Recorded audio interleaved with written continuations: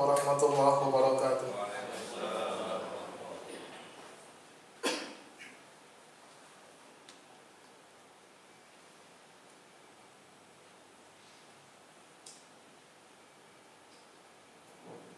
Selanjutnya marilah kita menyanyikan lagu Indonesia Raya yang akan dipandu oleh Ibu Suryani. Hadirin dimohon berdiri.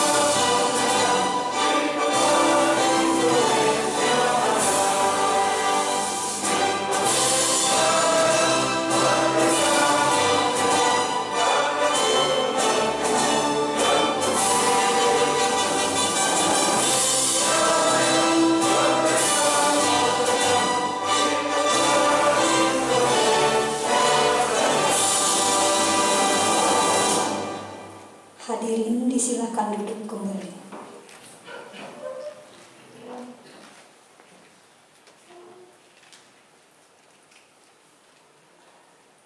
Laporan panitia kepada Bapak Jemaat SAG MSI disilahkan.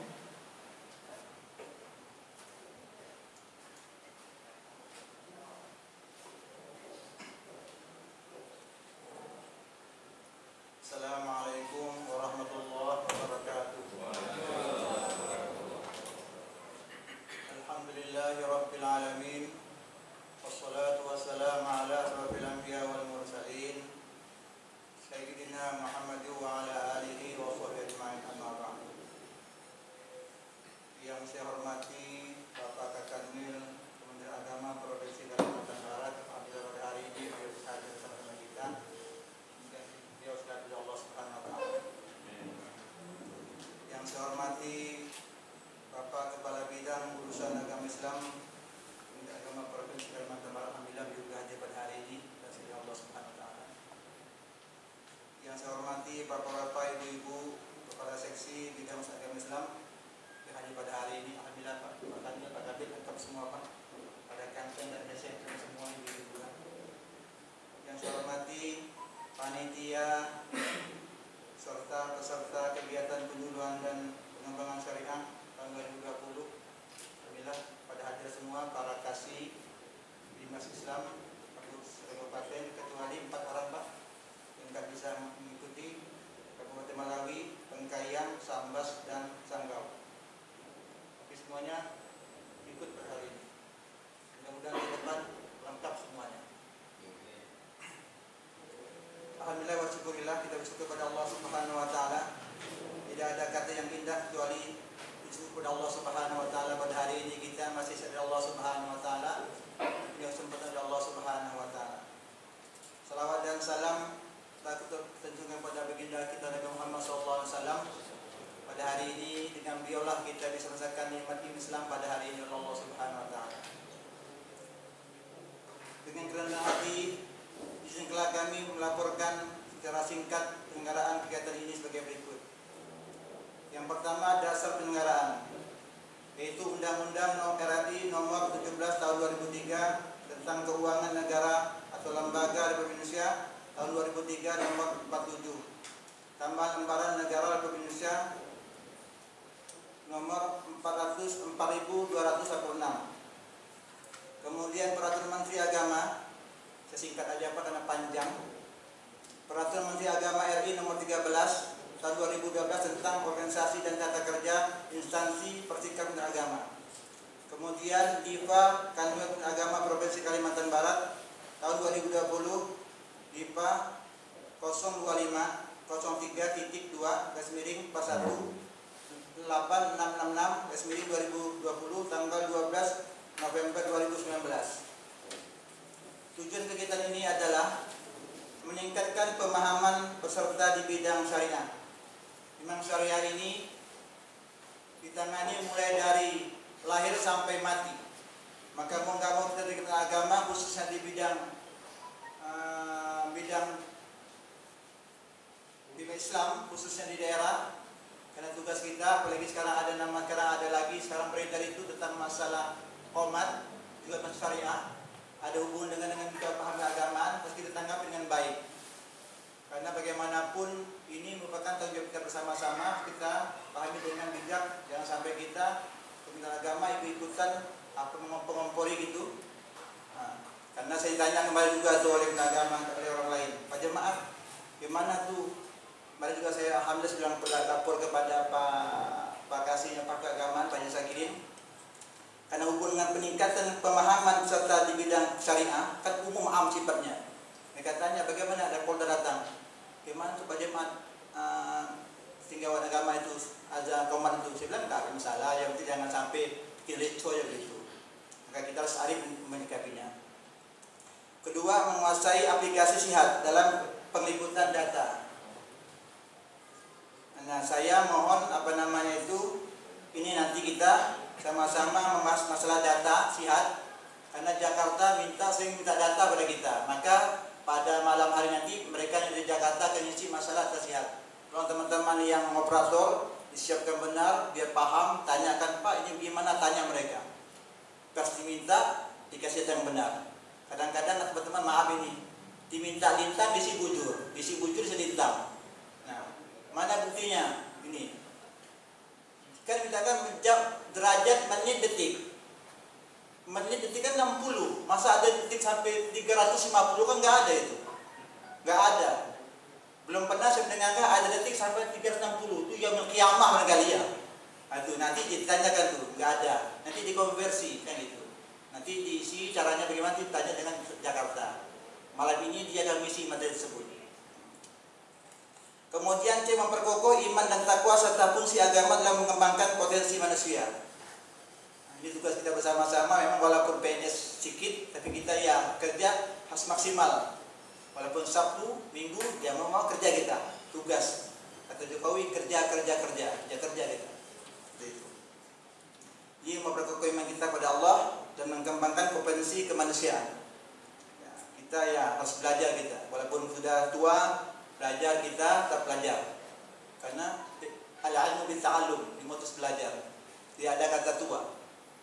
Bapak-bapak, kalau saya lihat ada yang tapi tetap semangat Pak.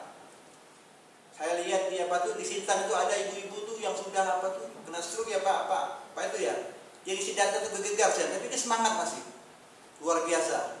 Dia mau belajar masih di Sintang waktu itu. Saya lihat ibu-ibu itu ya. Dia semangat oleh Allah. Kemudian adapun peserta kita ini berjumlah 25 orang, 25%. Bahasa Inggrisnya. Peserta terdiri dari kasih Islam dan operator. Karena kemudian kenapa yang tidak datang 4 orang itu? Memang karena keterbatasan biaya. Karena ada yang pakai biaya sendiri, ada kita tanggung. Karena kita ini kan masalahkan anggaran di akhir ujung Pak. Tidak udah yaum gitu. Tidak maklum. Saya minta maaf jika teman-teman daerah pelayanan kami kurang enak begitu, boleh dipahami. Kita sama-sama pahamlah politik kita seperti ini. Jangan ada dusta di antara kita. Ya kita fair saja kan, fair kita, jangan nggak usah gitu. Nanti apa ya penjemaat tuna kan? Kita ngomong apa adanya. Kita tidak boleh berbohong sekarang, bukan zamannya. Karena kita udah ada rekam, sudah ada. Wa naktubu ma qaddamu wa asal direkam oleh Allah. Kalau kita berbohong, jangan. Nah, begitu. Jadi kita pers saja. Kalau merasa gitu. Kemudian narasumber kita pertama dari pusat Jakarta 2 orang. Pak Kasih dari masalah penyelenggara syariah. Saya minta karena kita ini penyelenggara syariah, datang beliau Pak Dari namanya. Sebenarnya Pak Kasubit karena beliau sakit beliau, sudah sembuh oleh Allah Subhanahu Wa Taala. Jadi 2. Ini pertanyaan Pak, bagaimana cara ngisinya? Tanya. Kita belajar Pak. Saya aja masih belajar Pak, belajar. Kemudian narasumber daerah, pertama beliau Bapak Kanwil, kedua Pak Kabit kita, kemudian seksi kemasjidan. Kemudian waktu dan tempat pelaksanaan 2 hari, mulai hari ini sampai hari Senin. Insyaallah. Kemudian kita siap semua oleh Allah Subhanahu Wa Taala. Hotelnya, hotel ini namanya apa namanya? Mesro tulisannya. Susahnya. Jangan Belanda ini. Adapun biaya semua anggaran kita ini dibebankan kepada daftar isian pelaksanaan IPA Kanwil Kementerian Agama Provinsi Kalimantan Barat tahun 2020 tanggal 2 November 2020. Demikian laporan singkat yang dapat kami sampaikan. Mohon maaf segala kekurangan atas perhatian. Terima kasih. Kami atas nama panitia mengucapkan banyak terima kasih kepada seluruh peserta yang hadir dan telah memenuhi undangan kami. Ucapkan terima kasih sampai juga khusus kepada Bapak Kepala Kanwil Agama Provinsi Kalimantan Barat, sekiranya untuk memberikan arahan sekaligus berkenan kiranya untuk membuka secara resmi kegiatan penyuluhan dan pengembangan syariah tahun 2020. Terima kasih. Assalamualaikum warahmatullahi wabarakatuh.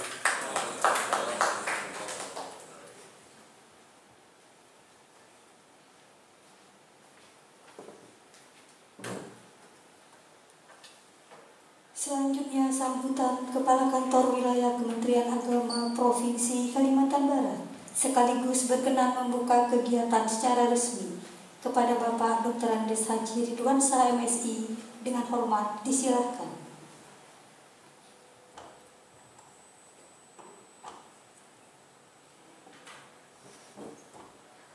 Saya tadi lihat Pak Jemaat semangat sekali. Kerja. Hari Sabtu pun bekerja. Ini bekerja. Saking semangatnya kerja dia lupa mikir.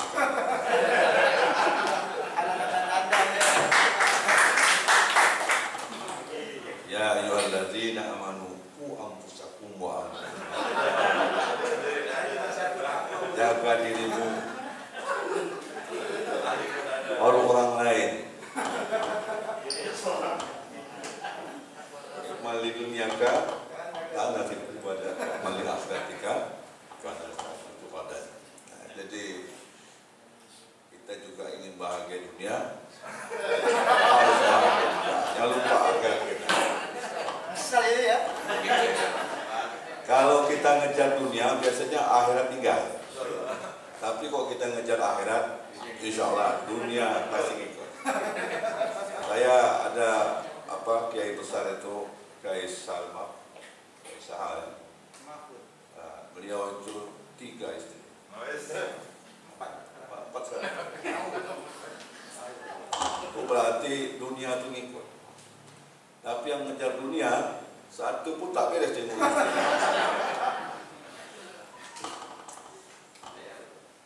Bismillahirrahmanirrahim. Assalamualaikum warahmatullahi wabarakatuh. Alhamdulillahirabbil alamin wassalatu wassalamu ala asyrofil anbiya'i wal mursalin Sayyidina Muhammad wa ala alihi wa ashabihi ajma'in. Yang saya hormati Pak Kabid Rais Besar beserta seluruh jajarannya. Ini saya guru baiknya hari ini Pak Jemaat ini. Yang berbahagia Bapak Ibu peserta kegiatan penyuluhan dan pengembangan syariah, lengkapnya para kasih, para operator, ya. Ada istilah KPA, kuasa pengguna aplikasi, ya, para operator. atasnya kita selalu menjadikan puji syukur kepada Allah Subhanahu wa taala karena rahmat dan inayahnya lah pada siang yang berbahagia ini kita dilimpahi nikmat kesehatan sehingga dapat melaksanakan kegiatan silaturahmi ini dan sekaligus juga kegiatan penyuluhan dan pengembangan syariah di lingkungan Kanwil Kementerian Agama Provinsi Kalimantan Barat tahun 2020. Selawat serta salam senantiasa tercurahkan pada junjungan Nabi besar Muhammad sallallahu alaihi wasallam, keluarga, sahabat, para pengikutnya yang setia, termasuklah kita hingga akhir zaman. Amin ya rabbal alamin. Saya mengapresiasi kegiatan ini karena ini merupakan hal yang sangat penting kita rasakan dan perlu diketahui kegiatan penyuluhan terhadap pengembangan syariah ini seringkali kita dihadapkan apalagi di tengah-tengah perubahan masyarakat yang luar biasa saat ini dan berkembang juga persoalan paham-paham yang cukup dinamis. Kadang-kadang kita terjebak pada pemahaman antara syariah dan fikih. Ya kan? Kalau fikih itu kan bisa aja berbeda, ya kan? Karena merupakan hasil ijtihad dan furu', ya kan? Saya ingat kata Hasyim Muzadi. Beliau sampaikan di suatu daerah itu ada orang persoalkan soal kunut tak kunut. Jadi ributlah jamaah masjid gara-gara kunut tidak kunut. Tapi alhamdulillah katanya air-air sekarang ini sudah bersyukur tidak ada lagi yang persoalkan karena sudah tidak ada lagi yang salat subuh. Jadi sebetulnya itu kan persoalan fikih, jadi tidak usah kita perdebatkan.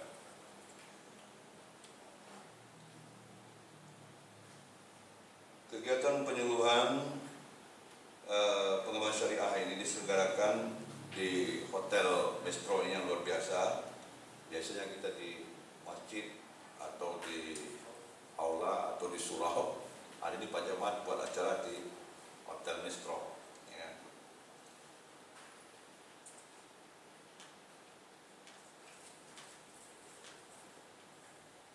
Persoalan fungsi syariah adalah sebagian dari jalan atau jembatan yang untuk semua manusia dalam berpijak dan berpedoman.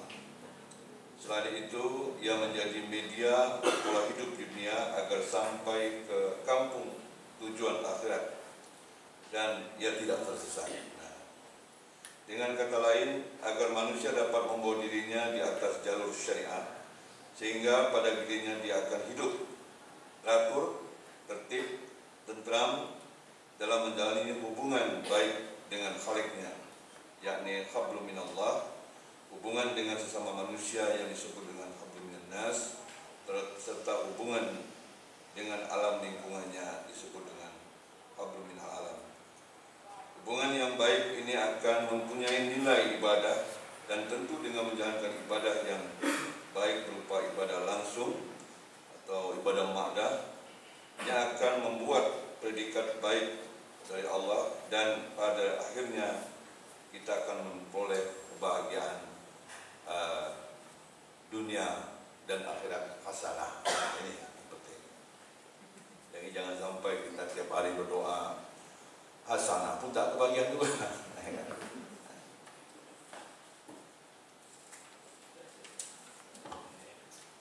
Manusia dalam hidupnya berkaitan dengan fungsi syariah pada garis besarnya ada dua macam, yakni manusia sebagai hamba di mana harus menghambakan dirinya kepada Allah, manusia sebagai khalifah di muka bumi harus mengurus, mengatur alam ini sesuai dengan ketentuan yang Allah tentukan.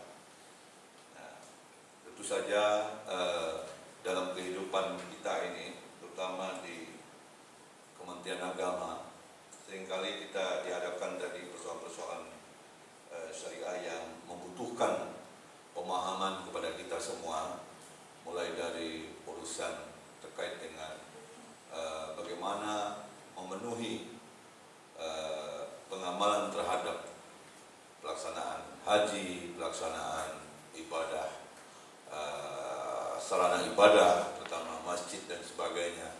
Lalu terkait dengan hisab ru'yatnya, meletakkan arah kiblat yang tepat, yang merupakan bagian juga. Lalu terkait juga dengan persoalan masalah urusan yang tak kalah penting adalah berkaitan dengan pelayanan terhadap pengembangan aliran-aliran juga paham keagamaan yang kadang-kadang seringkali muncul di tengah-tengah masyarakat, ya kan?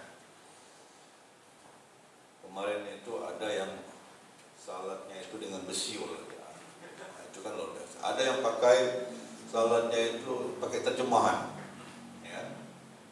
Nah, padahal kalau sudah ibadah ma'dah, ibadah yang dicontohkan oleh Rasulullah, ya kan? Jadi kok selain yang contoh Rasulullah itu, ini yang perlu dipertanyakan, ya kan? Nah, jadi tentu saja kita perlu meluruskan dalam hal ini. Nah, dalam konteks seperti ini, tentu saja peran kita di kabupaten kota, ya kan? Ketika ada praktek-praktek penyimpangan dan sebagainya, tentu peran kita ini bukan berarti kita sebagai eksekutornya, ya Pak Camat ya, langsung nangkap kawan, langsung ngintip-ngintip kawan pula, ya kan? Apa yang diajarkan, apa yang ini, ya. Tentulah kita mengembalikan kepada peran MUI sebagai mitra kita. Sedangkan fungsi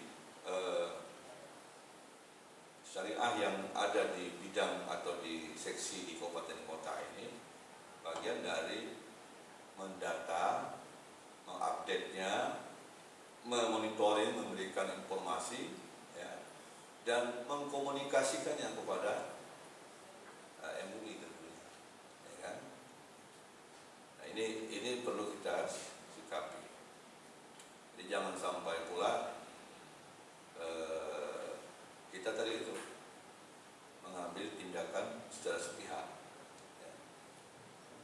Jadi oleh karena itu yang tak kalah penting adalah bagaimana kita memetakan di tiap wilayah kita itu ada enggak persoalan-persoalan yang muncul, ya kan? Kemudian kita perkuatlah pembinaan kerjasama dengan penyuluh agama, kerjasama dengan MUI, kerjasama dengan tokoh-tokoh agama setempat, terutama jangan sampai menimbulkan hal-hal yang tidak kita inginkan. Begitu juga terkait dengan persoalan penentuan arah kiblat. Nah, ini beliau paling sering. Juga di kabupaten kota saya yakin masyarakat juga membutuhkan. Mungkin juga terkait juga kadang-kadang konsultasi persoalan waris. Nah, jadi tentu yang paling penting adalah kita meletakkan sesuatu sesuai dengan ahlinya, ya kan? Kalau kita tidak menguasai menentukan arah kiblat, hanya pakai opong yang kecil kumbas putih itu misalnya, jangan coba-coba, ya kan? Nah, jadi harus kena ahli. Tapi kadang-kadang di lapangan juga Bapak Ibu sekalian, kadang-kadang juga ada masalah, ya kan? Terutama ketika mau membangun masjid baru. Masjid lama sudah ada, muncul masjid baru, ya kan? Nah, antara tukang bangun dengan tukang yang mengumpulkan duit dengan tukang melaksanakan ini rupanya tidak sinkron. Bisa terjadi. Tahu-tahu bangunan sudah jadi. Nah, Tahu-tahu Pak Jamaah diundang untuk datang untuk mengukur ulang arah kiblat. Terjadi pergeseran pula, tidak sesuai patok lamanya begini. Kata Pak Jamaah, patok barunya begini Pak katanya. Ini sudah sesuai dengan 0 derajat 0 titik ini. Tak bisa lagi ini. Nah, tentu kita harus bijaksana dalam hal ini. Semuanya punya alasan. Mungkin dalam penentuan arah kiblat ini kan bisa dengan perhitungan metode istilah sekarang itu yang canggih itu menggunakan metode itu. Nah, kemudian yang kedua menggunakan matahari. Dua-duanya bisa diterima, kan gitu. Dulu orang tua-tua kita mungkin sesepuh kita yang awal mendirikan masjid itu para sesepuh kita dulu menggunakan matahari. Nah, kita harus hargai. Jadi jangan sampai kita pakai pokoknya jangan boleh gitu. Jadi kita sinkronkan. Kalau misal ini tawaran, ya kan, bahwa berdasarkan teknologi seperti ini. Tapi kalau misal jamaah masyarakat masih menggunakan metode matahari tadi dengan ketentuannya seperti itu, ya udah, sehingga tidak terjadi pertentangan. Nah, ya kan, jangan sampai gara-gara menentukan titik yang berbeda 0, itu hanya timbul dua kelompok. Satu kelompok harus berubah gitu kan. Kelompok lain yang bilang tidak, bagaimana tidak. Karena beribut-ibut terus akhirnya alhamdulillah tidak ribut lagi Pak. Kalau tidak ada sembahyang. Ya. Jangan sampai terjadi begitu. Ya. Jadi sekali lagi kita harus bijaksana, ya kan, dalam menyikapi. Kemudian yang kedua, tentu harus ada komitmen kita dalam melayani umat. Kita kalau bisa dalam melaksanakan tugas ini bukan hanya sekedar menjalankan aktivitas kantor saja, ya kan? Apalagi kalau kita mindset kita ini berpikirnya jangka pendek, berpikirnya menurut kita, ya kan? Berpikirnya ada anggaran, berpikirnya ya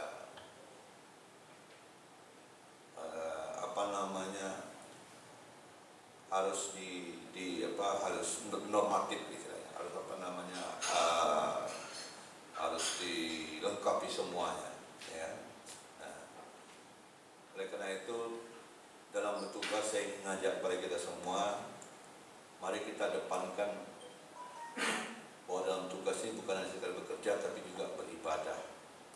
Bayangkan kalau Bapak Ibu, Bapak-Bapak sekalian melaksanakan tugas pembinaan syariah ini sesuai dengan yang diamanahkan oleh Rasulullah SAW dan menegakkan dengan benar, betapa beruntungnya kita, ya kan?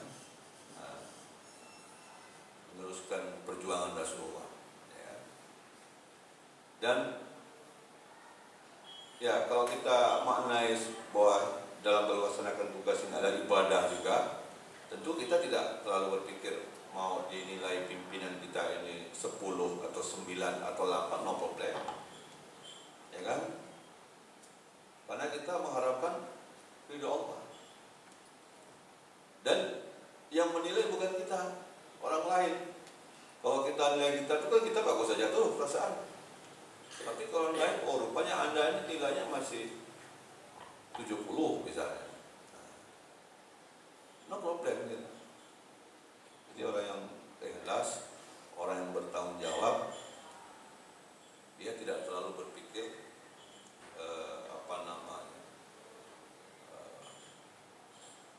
harus dinilai oleh dengan nilai yang tertinggi dan sebagainya. Ya kalau misalnya tinggal udah marah itu tidak. Kan? Jadi kita ikhlas itu ya Allah lah yang menilai bahwa dalam melaksanakan tugas ada sehingga walaupun hujan, panas, kadang-kadang gelombang, utama yang suka nyembang ke laut, orang Tapang, orang ke pos KKU, cukup suka main laut. Jadi kita nikmati, ya. Tapi kalau misal bekerjanya karena pimpinan, bekerjanya karena melaksanakan tugas saja, kerjanya ogah-ogahan, saya yakin hasilnya pasti tidak maksimal. Udah hasilnya tak maksimal, yang melihat pun kesal juga ya. Udah yang lihatnya kesal, ya kan? Kontennya pun anjlok juga. Tapi kalau orang ikhlas kerja, saya yakin, contoh ya ibu-ibu kita di rumah, kalau dia kerja ikhlas nyuci piring sambil nyanyi, sambil bernyanyi-nyanyi, wah, kita dengar pun bahagia kan, sambil goyang-goyang tangan. Kan? Gelas yang dicucinya tadi satu kurang, nambah lagi, sampai penuh cuciannya. Tapi kalau dia gerundel kerjanya sambil marah-marah, jangan-jangan gelasnya tadi satu pecah jadi tiga pecah. Apalagi tambah lagi lihat suaminya udah sering pulang terlambat terus, ya kan? Nah, dia pura-pura nak marahkan laki, tidak bisa pecah piring ini pecahkan. Jadi beruntunglah kalau kita usahakan dalam melaksanakan tugas ini juga adalah kita melaksanakan ibadah. Kemudian yang ketiga, bagaimana kita dalam melaksanakan tugas ini ada loyalitas dengan institusi kita, ya kan? Jadi ada rasa kebanggaan dan ada, jangan sampai kita ikut jelek-jelekkan, ya kan? Nah, karena organisasi kita ini, institusi kita ini, kementerian kita ini kan tergantung kita. Dan rumah besar kita, dapur kita, karir kita. Saya yakin, saya dulu pernah tugas di Sintang, awal-awal itu ada di media itu ceritanya tidak bagus. Jadi sebagai ASN kita merasa sedih. Gitu. Oleh karena itu kita berusaha bekerja sebaik mungkin. Nah itu menunjukkan rasa kebanggaan, ya kan? Saya yakin kalau misal kita memiliki rasa kebanggaan, rasa loyalitas dengan institusi, tentu kita ingin bekerja sebaik mungkin, ya kan? Nah, jadi jangan sampai kita ikut-ikutan juga memberikan kesan yang tidak baik terhadap masyarakat, terhadap institusi kita. Nah, jadi dibutuhkanlah integritas kita dalam menjaga institusi kita. Ya caranya tadi bekerja dengan penuh tanggung jawab. Ya.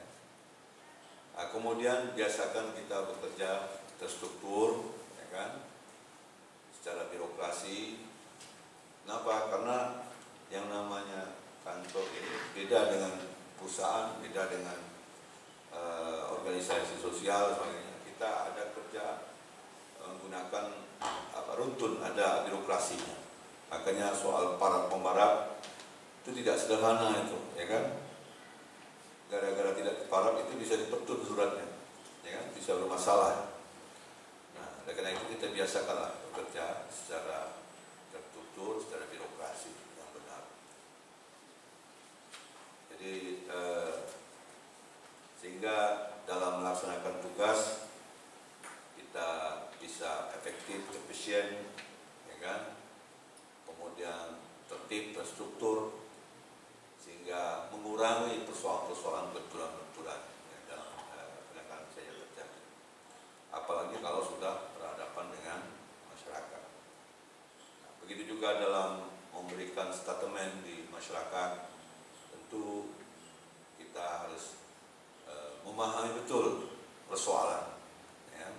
Jangan sampai kalau sudah keluar informasi ke masyarakat, apalagi informasi itu tidak kita manage, ya kan, informasi itu macam-macam, bisa berupa isu, bisa berupa opini, bisa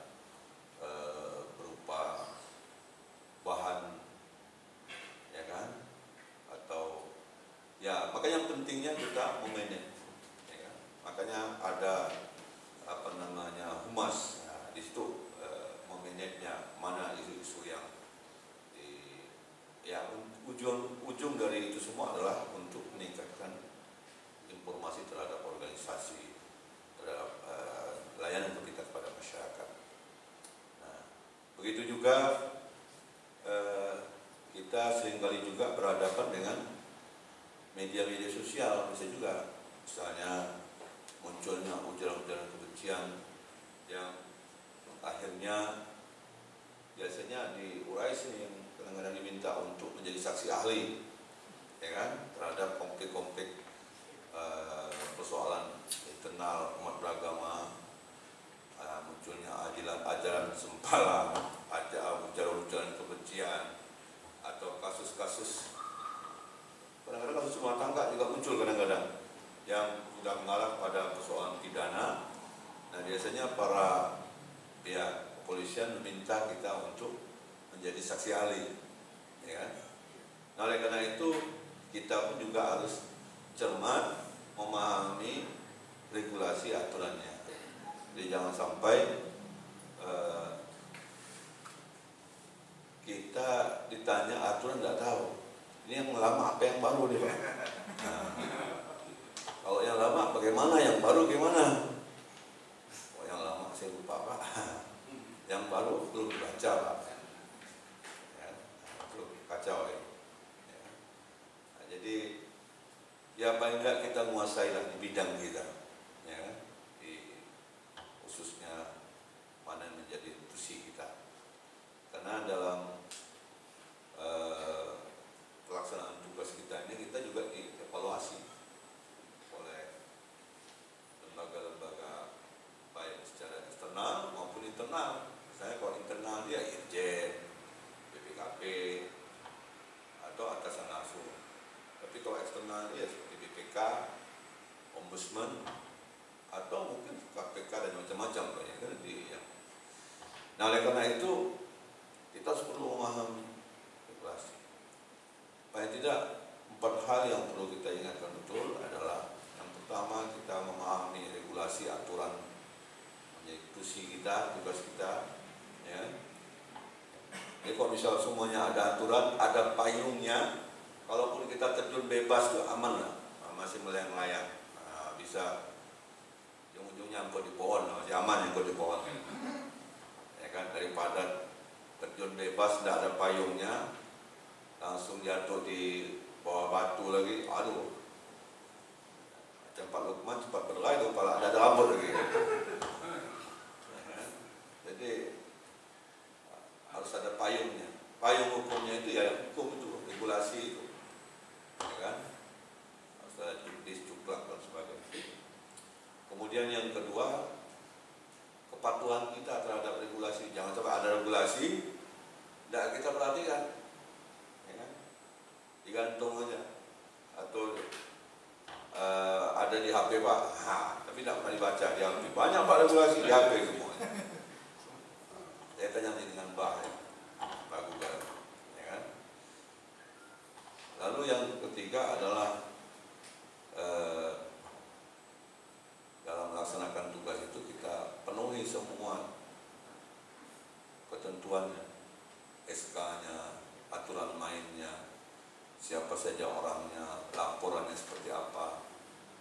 Itu namanya kecukupan pengungkapan, kecukupan dokumen. Nah, kadang-kadang rencananya bagus, proposalnya bagus, ada gambarnya lagi, terus ada wajah si kasihnya dengan senyumnya, kacamata lebarnya. Pokoknya proposalnya up to date lah, ya kan?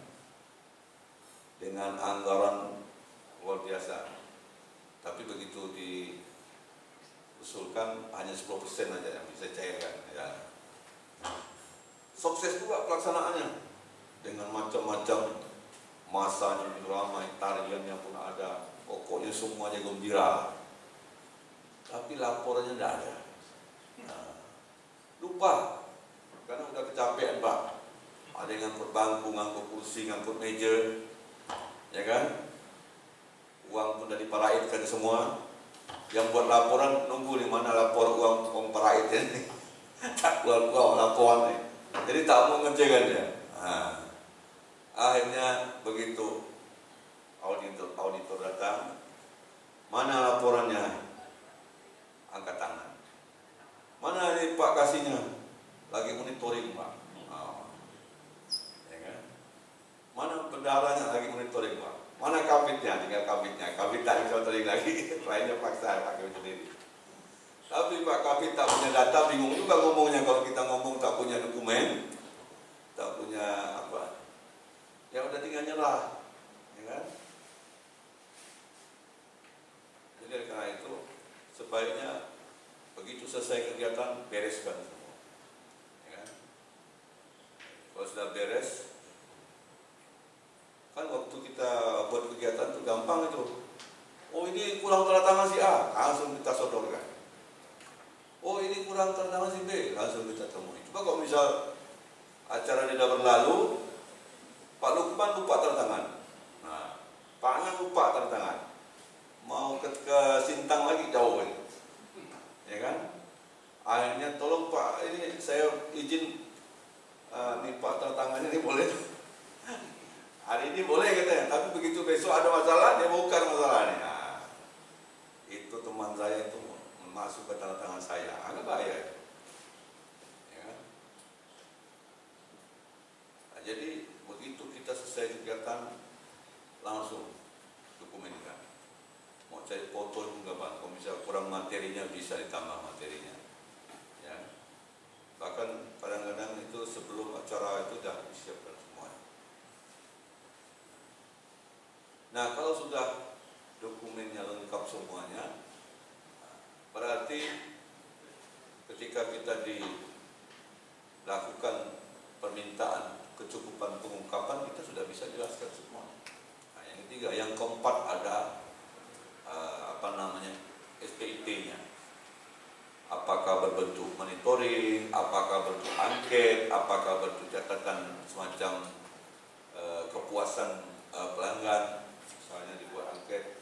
Bagaimana konsumsinya, cocok nak dengan selera lidah kita. Wah ini rasanya pedas semua, tidak ada yang enak. Atau bagaimana hotelnya, wah hotelnya tidak enak, banyak nyamuk. Banyak kecoa. Padahal dia bawa nyamuk dari hutan. Karena belum mandi nyamuk itu dia tuh. Jadi itu ada mana sistem pengawasan. Jadi ada 4 itu yang kadang-kadang selalu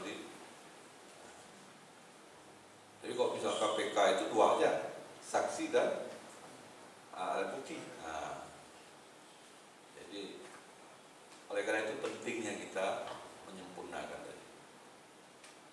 Nah kemudian di samping itu saya berharap juga di dalam pelaksanaan tugas kita ini, kan? Ini kan luas ya, bahwa bagaimana dalam pelayanan di urusan agama Islam ini mampu memenuhi aspek kebutuhan yang dipenuhi, paling tidak pemenuhan standar pelayanan kita, ya kan? Nah, saya izin nih Pak Kabit sambil isi materi kan. Agak panjang ya saya. Nah, jadi dalam kita melayani, ini kan kebetulan banyak kawan-kawan kasih semua ini. Nah, tidak 9 atau 10 tugas KUA di lapangan itu diperkuat itu. Jadi jangan sampai hanya urusan NR nikah saja, ya kan? Dan itu pun masih tak terlayani juga misalnya. Pertama mungkin yang perlu dalam pemenuhan standar ini adalah kecukupan petugasnya, ya kan? Jadi paling tidak di kabupaten kota bisa mengatakan berapa sih jumlah KUA kita ini, berapa sih jumlah penghuni penghulu kita ini yang dibutuhkan. Lalu berapa lagi yang harus diangkat, diberikan tugas tambahan sebagai kepala KUA, ya. Nah itu harus dipetakan. Artinya kita sudah tahu di kabupaten kita ini kekurangan ini sekian soal. Ya. Jangan sampai kemarin ada kita membuka ruang impasing, kalau tidak salah, impasing penghulu. Nah, impasing penghulu. Lalu kita ngotot ramai-ramai masuk. Wah ini kesempatan nih. Saya panggil kawan yang belum menjadi penghulu nih. Ayo. Mumpung, Haji mumpung nih. Rate-nya tinggi nih. Nah, kita mestinya memetakan kebutuhan kita. Satu penghulu itu menurut aturan mainnya sebulan itu 50 dia harus nikah. Jadi kalau setahun 600. Ya kan? Tinggal kita tanyakan di kecamatan A ini berapa tingkat pelaksanaan pernikahan itu. Oh jumlahnya hanya ada 500 saja Pak misalnya. Nah, berarti cukup ini setahun 500 saja. Oh berarti cukup satu aja penghulunya. Ya Pak ya? Satu aja penghulunya. Selama-lama ya. Bahkan ada di kecamatan tertentu, terus kalian, itu saya lihat itu, saya nilai ada nikahnya cuma satu hari 2 ya, 2 atau 3, satu minggu. Udah 2-3 itu diopernya lagi kepada penghulu non PNS. Apa dulu istilahnya? Pembantu penghulu. Kan tidak ada sekarang istilah pembantu penghulu. P3N. Lalu dia kemana? Dia pergi ke kota. Cek-cek lah. Bisnis katanya. Kalau ditanya apa kerjaan, freelance Pak, freelance. Ada udah jelas pegawai. Lalu bagaimana absennya? Saya bawa Pak pinjam printnya. Ada di rumah. Cerdas. Saya bilang Pak, kemenangnya kayak gitu harus diingatkan, harus diberikan sanksi, ya kan? Jangan dibiarkan. Karena kalau itu akan menimbulkan presiden buruk, semua akan mau seperti itu. Apalagi sekarang kan ada trade-nya itu, ada tipologinya lagi di masing-masing KUA, ada dana operasionalnya di KUA. Sebetulnya tidak ada alasan lagi lah kalau ada alasan karena kurang ini kurang itu mestinya. Dan sekarang masyarakat menuntut pelayanan kita itu harus lebih baik.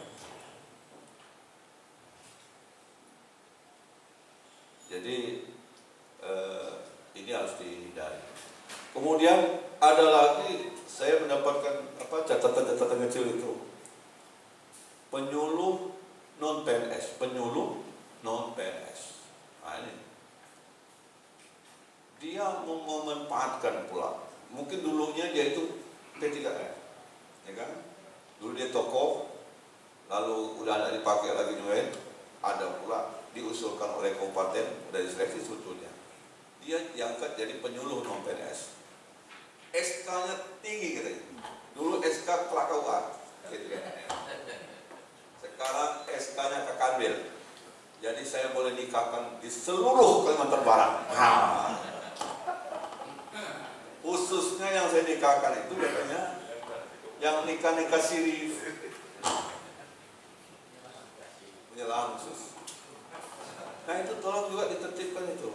Kalau misal ada seperti itu tidak benar, itu salah itu. Penyuluh non PNS tidak ada fungsinya menikahkan. Iya selalu pengantin. Ya. Dan kalau misal terjadi buku nikahnya itu sampai